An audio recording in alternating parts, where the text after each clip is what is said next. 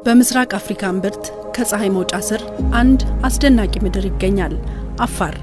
አፋር ለኢትዮጵያ የምድር ገጽታ ብዝሃነትን የምታሳይበት የሰው ልጅ ዘር ታሪክ የጀመረባት ምድር መሆኗን የምታበስርበት ውድ ይዞታዋ ነው። የደናክል ስርጉድ፣ እውቁ የኤርታሌ እሳተ ገሞራ፣ የአዋሽ ብሔራዊ ፓርክ፣ የአንጉዲ ራሳ ብሔራዊ ፓርክ፣ የሃዳርና ራሚስ አካባቢዎች፣ ሞቅ ፍልውሃዎች፣ የአፋር ባህልና ባህላዊ ጨዋታዎችም የክልሉ መገለጫዎች ናቸው። የአፋር ሕዝብ እንደ ምድሩ ጠንካራ፣ እንደ ፀሐዩ ሞቃት ልብ ያለው ነው። አፋር የጽናት ምሳሌ ነው። ከአዋሽ ወንዝ ኃያል ፍሰት እስከ ኤርታሌ ፈሳሽ እሳትን በአንድ የያዘ ታምራዊ ስፍራ ነው። የአፋር ክልል ምድርን የሚያረሰርሱ፣ ሕይወትን የሚያስቀጥሉ አዋሽ፣ ሎጊያ፣ ሚሌ፣ ከሰም፣ አላውሃን ጨምሮ 21 ወራጅ ወንዞች ተንሰራፍተው የሚፈሱበት ድንቅ ምድር ነው።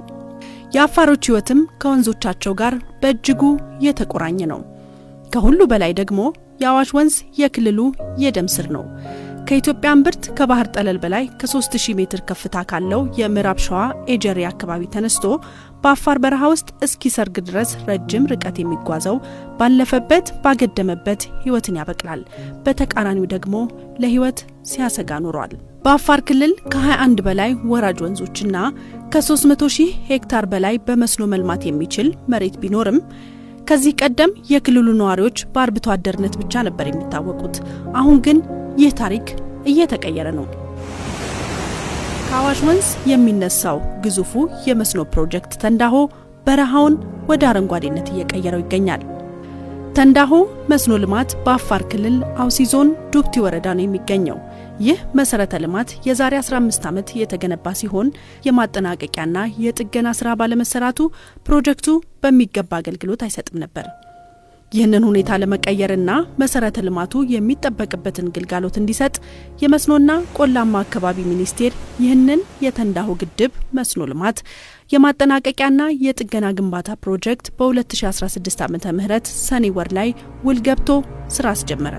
የተንዳሆ የግድብ መስኖ ልማትን ማጠናቀቅና መጠገን አዲስ ፕሮጀክት ገንብቶ ከማጠናቀቅ ያልተናነሰ ግዙፍ ሀገራዊ ትርጉም ያለው ግንባታ ነው። ለዚህ ፕሮጀክት መንግስት ከ2.5 ቢሊዮን ብር በላይ ወጪ አድርጓል። ተንዳሆ የመስኖ መሰረተ ልማት ከ60,000 ሄክታር በላይ መሬት የማልማት አቅም ያለው ነው። የተንዳሆ መስኖ ልማት ዋናው መዋቅር ግድቡ ሲሆን በድንጋይና በአፈር ንብብር የተገነባ ሮክፊል ዳም ነው።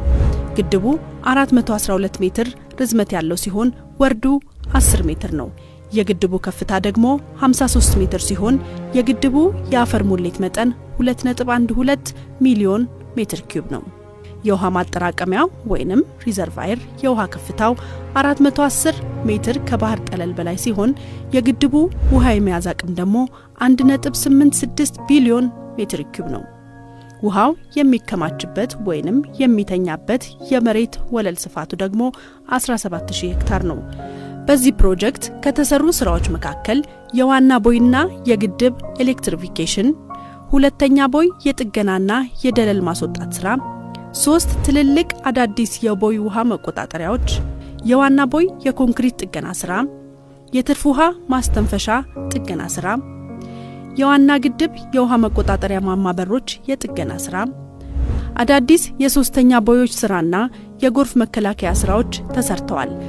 ለአብነትም በአዋሽና በሎጊያ ወንዞች ዳርቻ ላይ የግድቡን ቦዮችና የእርሻ መሬቶችን ከጎርፍ ለመከላከል የሚያስችሉ የድንጋይ ድልድል ወይንም ሪፕራብና የጋቢዮን ስራዎች ተሰርተዋል። በአጠቃላይ በተንዳሆ የማጠናቀቂያና የጥገና ግንባታ ፕሮጀክት በስኬት በመጠናቀቁ 60,000 ሄክታር መሬት በመስኖ ለማልማት ዝግጁ ተደርጓል። እንደ አፋር ባሉ ዝናብ አጠርና በረሃማ አካባቢዎች የመስኖ መሰረተ ልማት ለእጽዋት የሚሆን ውሃ የማቅረብ ስራ ብቻ አይደለም፣ ይልቁንም ብዝሃ ሕይወትን የማስቀጠል፣ ኢኮኖሚያዊ መረጋጋትን የመፍጠር፣ ድርቅን የመቋቋምና የአካባቢውን ነዋሪዎች ኑሮ በዘላቂነት የማሻሻልም ጭምር ነው።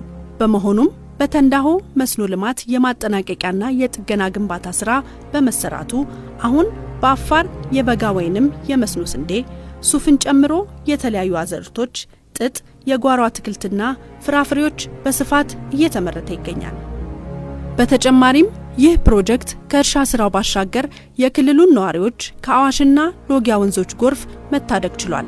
ከሁሉ በላይ ደግሞ ኢትዮጵያ የምትሻውንና እየተጋችበት የምትገኘውን የምግብ ሉዓላዊነትን ለማረጋገጥ የራሱን አሻራ ያሳርፋል። የአፋር በረሃ ዛሬ በመንግስት ልዩ ትኩረት፣ በኢትዮጵያውያን ብርቱ ትጋትና ጥበብ በውሃ ርሶ ሕይወት የምትጸናበትን አረንጓዴ ተስፋ ማለምለም ጀምሯል። የተንዳሆ ተስፋ ሕያው ሆኗል።